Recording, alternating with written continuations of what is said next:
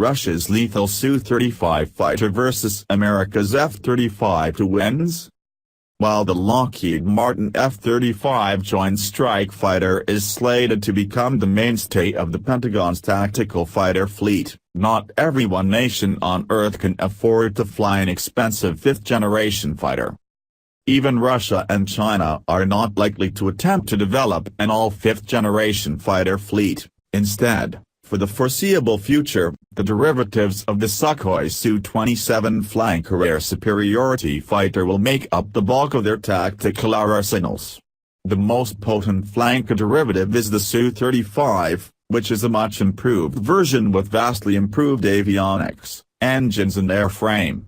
In the years ahead, this latest flanker is likely to proliferate around the world. To counter the proliferation of flanker variants, the U.S. Air Force, Marines and to a far lesser extent, the U.S. Navy will have to rely on versions of the F-35 even though it was never intended to be an air superiority fighter. It was and continues to be a strike aircraft with a robust air-to-air self-defense capability even though the Pentagon has pushed it to be a jack of all trades. How would a group of 4 F-35s fare if it were confronted by a formation of 4 Su-35s? The most likely answer is that they would change course and call in the F-22 Raptors and F-15Cs, which are tasked with gaining and maintaining air superiority. Meanwhile, the F-35s would go on their merry way to their assigned targets. However, as history shows us, many times in war you do not always get to choose from the most optimal of solutions. If the F-35s were left to their own devices, they would probably be alright even against the Su-35 if they played their cards right. The F-35s pilots would have to use their stealth, onboard and off-board sensors and smart tactics that play to the F-35's strengths and avoid its weakness. That means using the jet's stealth and sensors to engage enemy fighters from beyond visual range and avoiding a visual range turning fight where the F-35 is vulnerable. Unlike a Raptor, which was designed from the outset as an air-to-air killer par excellence, the F-35 was not.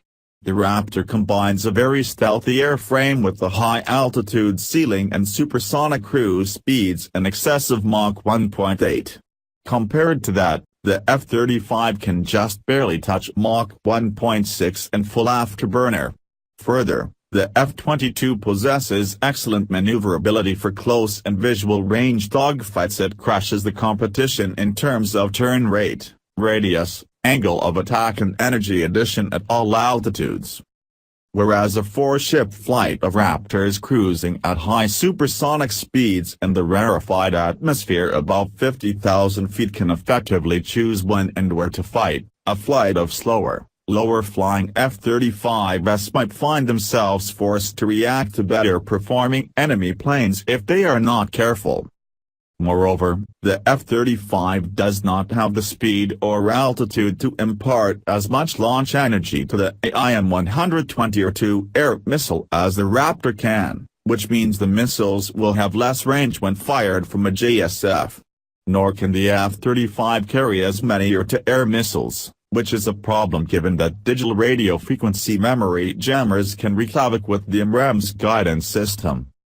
Close in, the JSF does not have the maneuverability of the Raptor or even a F-16 or F-18. If forced into a dogfight, an American F-35 pilot's superior skills and experience might be the only factor that might save him or her from being shot down. The fact is that an F-35 in stealthy configuration armed only with internal weapons cannot currently carry the AIM-9X high off-boresight missile. If the AIM-9X were one day integrated into the weapons base, it would come at the cost of an AIM-120 rail, which is arguably a better weapon for an aircraft like the F-35. Basically, an F-35 pilots should avoid a close-in fight at all costs. It is highly unlikely that a U.S. Joint Force Air Component Commander, JFAC, would assign an air superiority mission to an F-35 unit if alternatives were available. But given the tiny fleet of Raptors and dwindling F-15C fleet, it is possible that PJFAC could be forced to use the F-35 as an air superiority asset.